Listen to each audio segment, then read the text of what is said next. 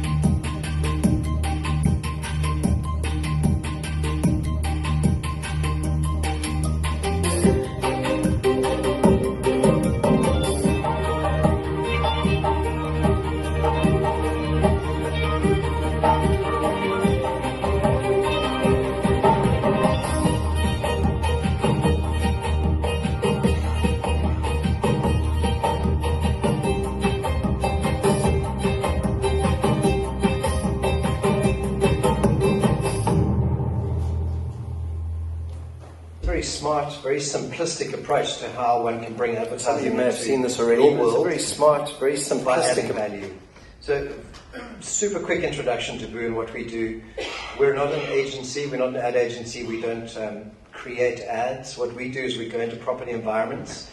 We started off in shopping malls 15 years ago. We started with Old Mutual. We went to them and we said there's a global trend. If you're looking for third stream income, we've got an idea. We can bring brands that are relevant in your environment, and you don't have to pay anything. We'll pay for all your capex. We'll sell advertising. You always have the approval rights, but we can bring you a couple of million rand a year. We started with Old Mutual, and today we've managed to build up quite a nice client base with most of the listed property funds in the country, and we've been doing that for some time now. You've all seen it, but we were the first guys to do. Hopefully you're not annoyed by it, by branded lift doors and escalator branding and the like. So we were the first guys to do that in the country with Old Mutual. We since expanded. We went into the airports and we started dealing with the airlines. As you know, the airlines need additional income. It's a very tight margin business running any airline. So we work with Comair, SAA, and with Bidvest, who all have business class lounges. We went into their environment and we said, you've got an amazing target audience in your lounges. We've got advertisers that would like to speak to those people. The slow lounges in particular almost chased us out the room because they said, are you crazy? When people come into a business class lounge, they come to relax, they come to unwind, they don't want to be bombarded with advertising. We said, we absolutely agree with you there. But there is a way to bring advertising into your environment that actually enhances the customer experience. Just one example is when you go into the slow lounge, they say, sir or madam, can we take your jacket? And we've set up a jacket pressing service for them. So your jacket now gets ironed and it gets given back to you, and a little tag on the top thing says it's care of Shivers Regal, or whoever it may be. We noticed that they had CNN playing on their TVs but with no audio. So we created slow TV for them, which is more relevant. The content that you're reading is not a talking head with no audio, but it's also ad funded. We pay for all of that and we manage all of that. Their internet is a grudge purchase for them. When you log in, the landing page is branded. So all of a sudden we're paying the slow lounge a couple of million rand a year for advertising that's not a billboard on the wall. It's not invasive and it's been integrated and weaved into the customer experience. So the next project for us is, we've been incredibly excited to work with you guys. We're very motivated. We believe that there are enormous opportunities to create third stream income through advertising within your universities. We completely understand that it is an academic institution and that one has to be incredibly mindful of that, and that you wouldn't want ads bombed all over the university. And that's not the objective. We've got to come in, we've got to engage with you, we've got to understand your ambitions, understand your business, but there is a lot of advertisers in the marketplace that are crying out to talk to your students. And very often that advertising that they might utilize is actually very relevant for the students. The students actually don't mind it. They want to know about the latest Converse tacky. They want to know that if I'm a final LLB student, that I can potentially open up a private bank account with Investec. And really advertising channels that can start to channel and pipeline those communications in those relevant environments, and you're earning a whole bunch of money for it, we start to find the sweet spot with regards to that. So I'll get into more, I'll show you lots of case studies of what we're doing. UCT fortunately has been the pioneer in this space with PERCO, and I'll just share some of the things we've been working with UCT. And at the end of this presentation, Ashley Francis, who is in the audience, is the head of finance for UCT, will join us for any Q&As that you may have with regards to how to go about it from a university perspective. I've got another case study. I've got a bunch of case studies I'll show you, and then I'll finish with a video just in terms of what we've done with South Point. You might know them, the private residential business that houses students. So campus media. Where is campus media at the moment? Some of you may recall about 10 years ago, campus media was quite a thriving business. There was more income that was being paid to universities 10, 12 years ago than there is currently today. Something went wrong along the way. I think in most cases it was the media company that was sold to a much larger organization. The entrepreneurs that pioneered that space back then departed the bigger corporate. Not enough attention was paid to respectful and responsible advertising, and there doesn't seem to be anyone who has put their hand up and is operating a good student media business. So we've been chatting to our advertising clientele, we've been chatting to universities, and we believe that there's an enormous gap in the marketplace to professionalize and look at a new modern way of driving advertising through the campuses, and you're doing it already. I'll quote some examples of how you are doing it already.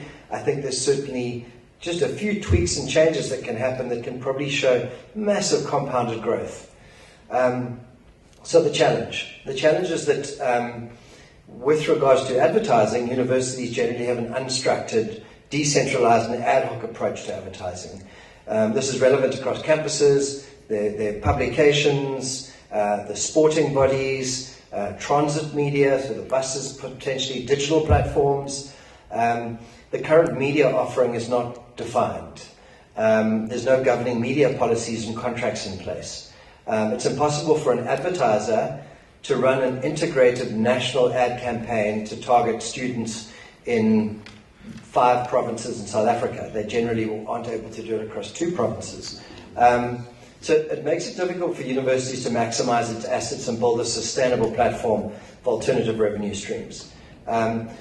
So we've created something that we call a media transformation project. And effectively, what is that? It's a unique brand that we would like the universities to adopt, so that if anyone did see advertising on their campus, they could go to a link on the website that explains what the media transformation project is. And that is that we're raising income that is being paid to the universities, that is being used by the universities for whatever you may want them for. It might be for bursaries for students or the likes. But we believe in time, this is not going to happen overnight, but working with yourselves, we should be able to pay over millions and millions of rands to all of the universities each year that you can then use for whatever you may want. But if any student or lecturer, for that matter, says, why are we suddenly looking at advertising? At least they can go to a link, they can click on Media Transformation Project. We were hoping that we could get an MTP logo, which is stamped on every single advertising platform throughout all the campuses, that people start to get an affinity with this brand called the Media Transformation Project, and they understand what it stands for.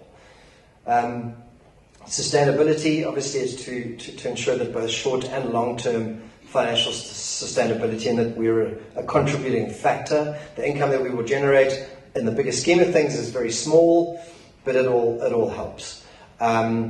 Safeguard the reputation and compliance of a university through a media policy document. So we create media policy documents that are quite substantial. They're about 25-page, and certainly for procurement and for marketing, it just spells out the rules and regulations related to advertising.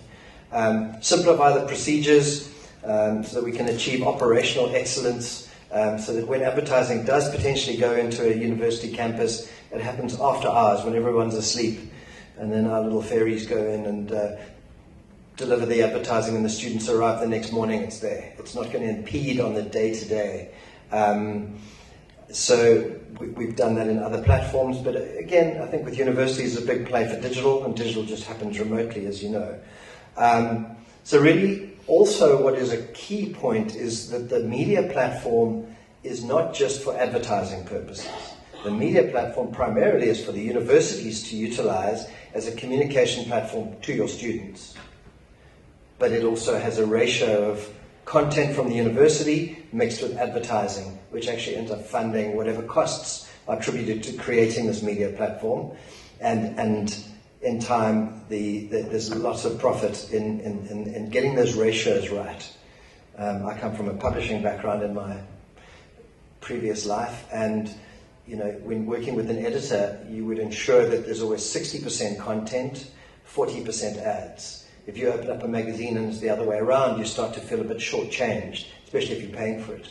So the same would apply when looking at a media platform on a university to try to get those ratios right. So just in terms of how the contracting process has worked, working with PERCO and the universities, what we do initially is we come and we do a consultancy project. So that might take a week, it might take a month, and we come and we interview and work with all the respective heads of the different faculties. It might be sport, it might be IT, it might be the student unions, it might be student residences. We sit, we have a conversation, we understand what the do's and don'ts are, we get to understand your business, we discuss and throw some of the ideas that we may have at you. We quickly figure out if that's a no-no, or if you might be potentially interested in embracing some of those opportunities. And then we put a comprehensive media document together with mock-ups, photographs, and then we propose back to you almost the kitchen sink of the various opportunities. I've got one slide here that we did for UCT, is breaking it up into verticals. So there's an outdoor channel. Some universities may say, we went to Rhodes, and just driving around Grahamstown, it's a heritage city, so you wouldn't dream of putting a billboard up in Grahamstown. Print, we've met with the editors of a lot of the alumni magazines, and we're amazed at the lack of advertising in those alumni magazines. They should be generating a couple of R100,000 a year at least, but they're not, because they don't have anyone selling advertising. The editor still controls what ads can go into that magazine. So that's one recommendation, not to mention the other kind of publications that all the universities have. Then we look at the digital platform, which I'll get back to in a minute. Huge opportunities there, of course. We look at radio. The radios are very well run throughout universities, but they're not getting their share of advertising income. That's where they're missing out. But we've been very impressed with how well the radio stations have typically run across all of the campuses. Activations, you're doing that already. Everyone is running activations on their campuses. We believe with a few tweaks, and by not disempowering the SRC nor the university, we can compoundly grow that income, if not double it within 2 years. And there's just little tweaks that are required in order to do that. Sponsorships, very interesting too, the sports teams and the likes, chatting with the sports guys, everyone has that same problem. So we have a word with them, we put some recommendations forward. We don't profess to be the professor of all of these channels. In some cases we'll recommend other best-of-breed players that we would introduce you to that could manage certain media channels. But this will all be put into one document. So we pretty much create a media checklist, which is identifying the viable opportunities, creating an advertising and media policy, packaging those opportunities with a rate card, with financial forecasts. We put operational guidelines in place, design guidelines, rules and regulations, no political parties allowed to advertise on campus at any time, no creative that might be of a sexual nature, etc., etc. We put the financial model together. We look at, as I mentioned, concessionaires that might be specialists in certain media spaces that we're not, and we'd almost manage a tender with you. So we don't do washrooms, but there are a couple of washroom companies out there as one example, and we'll work with you, we'll identify who the main players are, and we'll help write the RFP with yourself and Perco, put that out to tender. And we manage the day-to-day operations, provide marketing services. That's what the advertising market wants. They want to know, tell me about the student, what percentage are legal students, what percentage are commerce students, what percentage of their students are honours students, master's students. So we need to get all of those demographics and psychographics. We need to put it into documents for each respective university so that the advertiser now starts to understand the makeup of that particular university. And with more of that knowledge, they're happy to pay more of a premium because they now have a highly targeted audience to speak to. So effectively what we're trying to do is become the industry mouthpiece so that the advertising market, which is how it works across most media platforms, have one centralized, professionally managed media company that can deliver a student platform nationally. It makes their life so much easier, and just by putting that in place, you'll see enormous growth. They've got so many options to advertise. If you want to advertise, you're inundated with opportunities, and you typically, as an advertiser, you go for the easiest option. If you can see this is a problem, and people are taking 3 months to approve an ad campaign, you won't go there again. And I think that's what's been the problem with student media in the last 10 years. So effectively, once the consulting document is done, we furnish it, we put it forward to the university, we leave it to you guys, you then round table it, you have a look at it, you put a dark pen through 50% of the stuff, 60, 70% of the stuff. We'd rather give you the kitchen sink, and then we come back together and we look at maybe a first phase approach, which is a gentle approach. It's not cluttering an environment. And in turn, we start to build your trust. And maybe in year 2 or year 3, we start to roll out phase 2. In year 4, we raise out phase 3. But it's a very gradual process, and it's not a bombardment of advertising, upsetting academia. So our approach has got to be balanced. We've got to understand the guys that are spending the money. That's the advertiser. They want maximum exposure. More importantly, they want a professionally managed service. And then the university, which is asking a whole bunch more. They're saying, we want to protect our academic integrity. Same as the slow lounge mentality, same as the shopping mall mentality, same as the airport mentality. The student experience mustn't be compromised. In fact, boo, how can you enhance it? We've got a couple of ideas. The aesthetics, is this ad platform going to mess with our aesthetics? Well, we're not doing our job if we come and bring you ad platforms that mess with the aesthetics. And then operationally, is it going to disturb the facilities management team? So we'll meet with facilities management and we'll work and we'll get SLAs in place so that we know which electricians to use, which maintenance guys to use, what time we have access, what permits we need, etc., etc. A quick market overview on the value of spend in the marketplace. There's an enormous amount of advertising spend out there. In South Africa, it's 40 billion a year. Why shouldn't the universities be getting a little slice of that pie? The typical spend is incredibly skewed towards Gauteng. So in terms of looking at national representation, one does need to have all the dots on the map ticked. And effectively, an advertiser is not going to have great appetite for a university platform that only includes 3 universities. They need to know that they can get a minimum of 8 to 10 universities in one ad campaign, because then they're getting the reach that TV can give them, that a national radio station can give them, that a national TV station can give them. If they're not getting enough of a reach, they're not going to go there. They'll spend their money elsewhere. So just some case studies. UCT, digital platforms. We've met with, nothing is kicked off yet on the digital platforms, but lots of conversations are being had. And as I say, we realize we have to be patient. Back to Dr. Pillay with his 2-year project. If it takes 2 years, well, that's what it takes. We understand that it's quite a departure from where you currently are. And to get folks to buy into it, and what we are learning in university, it's not one or two decision makers. It seems to be big committees that make these decisions, but that's fine. That's what we've got to work with, and we're learning how to work with universities. Activations are amazing. Activations have an enormous potential. They're being undersold in universities. You might think you're seeing a lot of it. It can still be managed responsibly, but there is a way to, you're doing it already, so why not do it better? Here's UCT's brand new fleet. The income that we can generate just branding the outside of the bus, that's all, can contribute significantly to the new insourcing strategy that's now being adopted by universities. So in the past you didn't have that income line. Now you can build that into your model, and it maybe changes the game a wee bit. The way that we sell these things, it's got to be sophisticated. We need to work closely with your teams at the university so that you furnish us with all the information so we can package this up professionally. We talk about functional advertising. Why not let us pay for charging stations and we'll put them in at our cost into your universities? The students need them. What about power mats? So there are advertisers out there that are saying, great, if you want to roll out 100 charging stations in a university, we'll pay for them.